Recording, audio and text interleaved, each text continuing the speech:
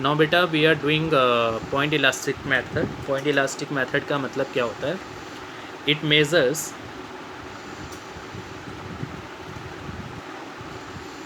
Small changes, मतलब जो ज़्यादा नहीं, थोड़ा बहुत जो चेंजेस होता है उसको मेज़र करने के लिए। It measures small change in quantity demand.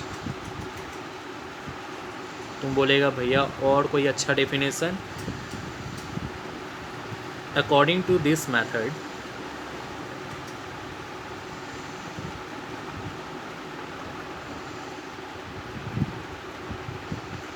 elasticity of demand is different at different point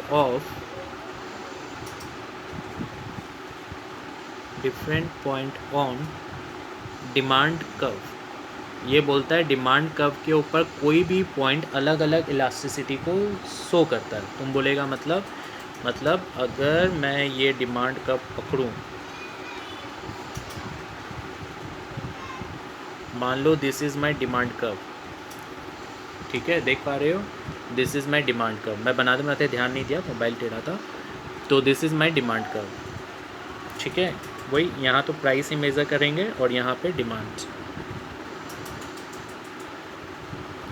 तो मैं बोल रहा हूँ कि ये जो पॉइंट है, ये पॉइंट अलग इलास्टिसिटी को बताता है, ये पॉइंट अलग इलास्टिसिटी इंडिकेट कर रहा है, ये पॉइंट अलग इलास्टिसिटी इंडिकेट कर रहा है, ये पॉइंट अलग इलास्टिसिटी को इंडिकेट कर रहा है, और ये पॉइंट अलग इलास्टिसिटी को इंडिकेट कर रहा है। Easy, I hope now it is clear to all. तुम बोलेगा मतलब अगर अपने पॉइंट को नाम दे दे A B C D E, तो मैं आपको ये बोलना चाह रहा हूँ कि ये जो पॉइंट्स हैं ना, A B C D या E, ये सारे पॉइंट अलग अलग इलास्टिसिटी को इंडिकेट कर रहे हैं। This all are indicating separate elasticity.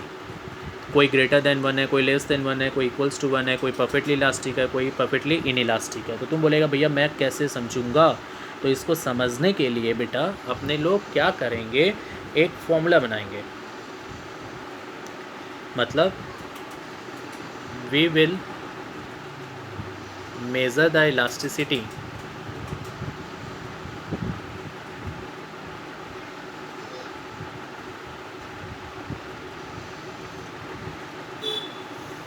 at different point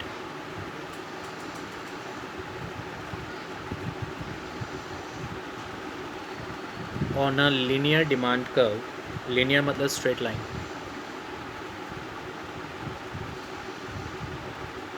by applying the following formula, एक फॉर्मूला लगा के मेज़रमेंट करेंगे। अब तुम बोलेगा भैया क्या फॉर्मूला आप लगाओगे? तो बेटा जो फॉर्मूला अपने लगाएंगे इलास्टिसिटी ऑफ डिमांड को मेज़र करने के लिए, वो फॉर्मूला होगा lower segment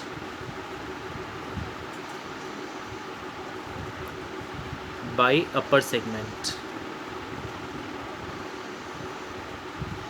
lower segment bye upper segment. अब तुम बोलेगा भैया कोई खास बात ये है कि लोअर सेगमेंट डिमांड को इंडिकेट करेगा और अपर सेगमेंट प्राइस को इंडिकेट करेगा। Lower segment will indicate the demand, upper segment will indicate the price.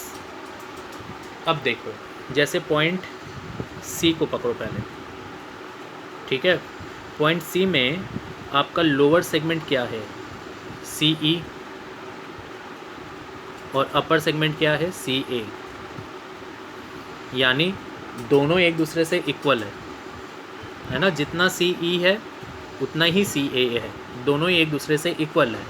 यानी पॉइंट सी के अंदर में जो लोअर सेगमेंट है that is equals to upper segment, therefore that is elasticity of demand क्या है? Equals to 1।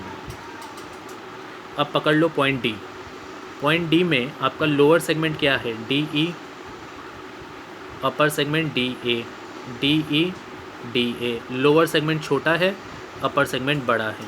लोअर सेगमेंट यानी demand छोटा है और प्राइस बड़ा है। तो डिमांड अगर कम रहे तो उसको अपने क्या बोलते हैं? In elastic. तो डी में आपका लोअर सेगमेंट यानी डिमांड कम है कंपेयर टू अपर सेगमेंट, तो यानी elasticity of demand in elastic. Clear है? फिर आ जाओ पॉइंट बी। बी में आपका लोअर सेगमेंट क्या है बेटा? बी ई, और अपर सेगमेंट क्या है? बी ए। बी ई बी ए, तो लोअर सेगमेंट आपका बड़ा है, अपर सेगमेंट आपका छोटा है, तो इसका मतलब डिमांड बड़ा है और वो छोटा है, तो यानी ग्रेटर देन 1 इलास्टिक। तो पॉइंट बी में आपका लोअर सेगमेंट बड़ा है in compare to upper segment, therefore elasticity of demand is greater than 1 यानी इलास्टिक। अब आ जाओ पॉइंट ई। पॉइंट ई में तो देखो लोअर सेगमेंट कुछ है ही नहीं, ज़ीरो, क्योंकि वो इसको टच कर गया, और upper segment E A.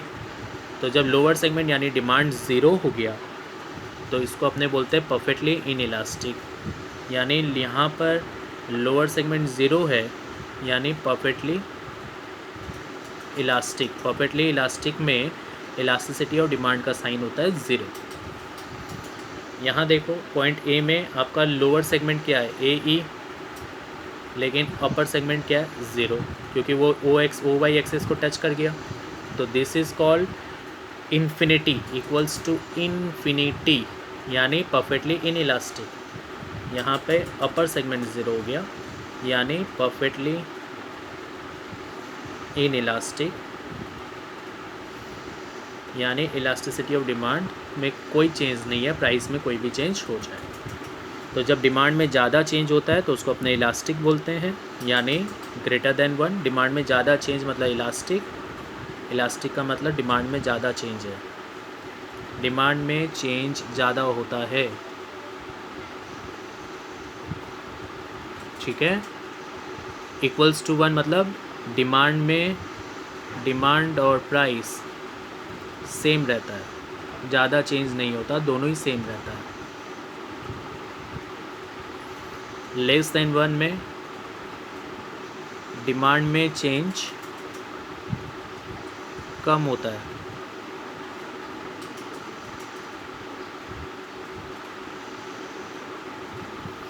Equals to 0 में डिमांड में कोई चेंज नहीं है, डिमांड में कोई चेंज नहीं है,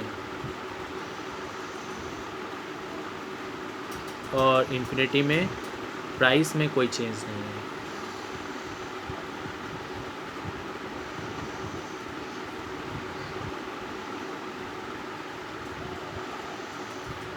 समझ गया? I hope every one of you now understand कि भाई एक ही डिमांड का में अलग अलग पॉइंट अलग अलग इलास्टिसिटी को इंडिकेट करता है। ये अलग है, ये अलग है, ये अलग है। क्लियर हो गया बात? तो ये 4 मेथड था इलास्टिसिटी ऑफ डिमांड को मेजरमेंट करने का। अब आता है determinants of price elasticity of demand. तुम बोलेगा भैया इसका मतलब प्राइस इलास्टिसिटी ऑफ डिमांड अपने कैसे आइडेंटिफाई करेंगे कि इलास्टिक है कि इन इलास्टिक है? कैसे आइडेंटिफाई किया जाएगा कि price elasticity of demand elastic है कि इन इलास्टिक है? तो सबसे पहले आप कमोडिटी देखिए क्या है। अगर आपका कमोडिटी नेसेसिटी गुड्स है तो आपका जो डिमांड होगा वो इन इलास्टिक रहेगा, लेकिन अगर आपका लग्जरी गुड्स होगा तो वहाँ पे इलास्टिक रहेगा। तुम बोलेगा इसका मतलब क्या हुआ? इसका मतलब हुआ कि नेसेसिटी के केस में जितना भी दाम बढ़ जाए अपने तो ख़रीदेंगे, तो डिमांड में ज़्यादा फ़र्क नहीं पड़ेगा। जितना भी दाम बढ़ जाए, अपने लोग का जितना भी दाम में चेंज हो जाए, डिमांड में ज़्यादा फ़र्क नहीं पड़ेगा, तो वो नेसेसरी के केस में होता है। लेकिन लग्जरी जो कॉस्टली सामान होता है उसमें अभी तक अगर आपका प्राइस में चेंज हो जाए, मतलब जैसे लग्जरी सोना चांदी ये सब जो चीज़ होता है लग्जरी गुड्स, उसका दाम कम हो जाए तो आदमी लोग एक बार में ज़्यादा ख़रीदना पसंद करता है, और बढ़ जाए तो बिल्कुल नहीं ख़रीदना पसंद करता, इसलिए वहाँ पे इलास्टिक। तो लग्जरी के केस में डिमांड का चेंज ज़्यादा होता है compare to change in price, necessary के केस में कम होता है। सब्स्टिट्यूट्स के केस में बेटा कि सब्स्टिट्यूट है कि नहीं, अगर आपका सब्स्टिट्यूट अवेलेबल है, अगर गुड्स का सब्स्टिट्यूट मार्केट में अवेलेबल है तो इलास्टिक, और अगर नॉट अवेलेबल है तो इन इलास्टिक। मतलब समझ लो कि अगर मैं तुमको बोलूँ कि बेटा इस पेन से, जिस पेन से भैया लिख रहा है, इस पेन का कोई और दूसरा पेन मार्केट में अवेलेबल ही नहीं है, कोई पेन ही अवेलेबल नहीं है, तो अगर मैं ये पेन 1000 रुपये में बेचूंगा तो आपको ख़रीदना पड़ेगा क्योंकि कोई सब्स्टिट्यूट नहीं है। तो वहाँ पर बस यही फ़र्क पड़ेगा, आप 10 पेन खरीदते थे तो आप 4 पेन खरीदोगे, तो यानी डिमांड का चेंज कम रहेगा compare to change in price. कौन से केस में? जब सब्स्टिट्यूट नहीं है। लेकिन सब्स्टिट्यूट रहेगा तो आप ये वाला पेन जैसे ही 1000 करूँगा आप इसको छोड़ के दूसरा पेन खरीदोगे, तो वहाँ इलास्टिक हो जाएगा। प्रोपोर्शन ऑफ इनकम स्पेंट, आप कितना रुपया खर्चा कर रहे हो उसके ऊपर भी डिपेंड करेगा। तो अगर मान लो कि आपने खर्चा थोड़ा सा ही पैसा किया, ज़्यादा खर्चा आप नहीं कर रहे हो, थोड़ा ही खर्चा कर रहे हो आप, या फिर आप ज़्यादा खर्चा कर रहे हो, you have to look proportion of income spent कि मैं ज़्यादा खर्चा कर रहा हूँ कि कम खर्चा कर रहा हूँ, वो आपको देखना पड़ेगा। तो बेटा अगर आपका खर्चा कोई भी सामान के ऊपर में आपका खर्चा अगर कम होता है तो वहाँ प्राइस कितना भी महंगा हो जाए आपको कोई फ़र्क नहीं पड़ेगा। मतलब जैसे मैच बॉक्स, माचिस का डब्बा 1 रुपया का आता है, अगर 2 रुपया भी हो जाए तो आपको कोई ज़्यादा फ़र्क नहीं पड़ेगा, क्योंकि आपका 2 रुपया भी बहुत माइनर अमाउंट है। सुई अगर 2 रुपया में आता है, 5 रुपया भी ले लेगा तो कोई बड़ा बात नहीं है। बटन्स, तो ये सब केस में अगर प्राइस बढ़ भी जाए तो डिमांड में ज़्यादा फ़र्क नहीं पड़ता इन इलास्टिक। लेकिन सोना, चांदी, गाड़ी, ये सब में अगर प्राइस बढ़ जाए तो आदमी एक बार में ख़रीदना बंद कर देता है, या घट जाए तो एक बार में ज़्यादा खरीदता है। तो ज़्यादा पैसा खर्चा होने वाला जगह पे डिमांड इलास्टिक रहता है। नंबर ऑफ़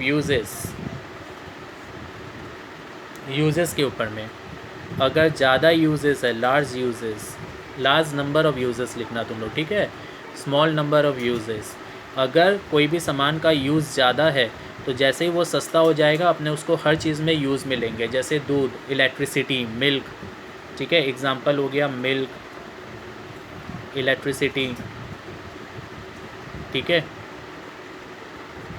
ये सब केस में किसी का फ़ोन आ रहा है तो आई माइट भी वीडियो पॉज हो, फटाफट देख लो। तो मिल्क इलेक्ट्रिसिटी में ज़्यादा यूज़ होता है, जैसे ये सस्ता होगा आदमी लोग एक बार में ज़्यादा यूज़ मिलेगा तो इलास्टिक, और जहाँ यूज़ कम होता है वहाँ पे इन इलास्टिक। क्योंकि जहाँ सामान का ज़्यादा यूज़ नहीं है, कितना ज़्यादा महंगा हो जाएगा तो अपने उसको ऐसे भी ख़रीदना पसंद नहीं करेंगे, ठीक है।